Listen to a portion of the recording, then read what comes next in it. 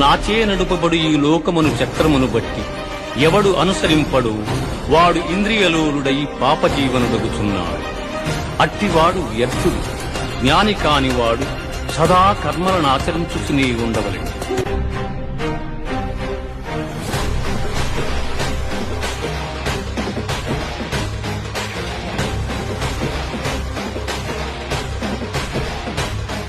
నాకన్నా గొప్పవాడు గాని గొప్ప వస్తువు గాని మరేదియు ప్రపంచమును లేదు.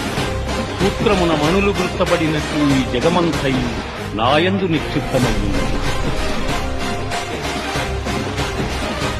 పార్థ, త్రిగుణాత్మకము దైవ సంబంధముగు నా మాయ అతిక్రమింపరాదు.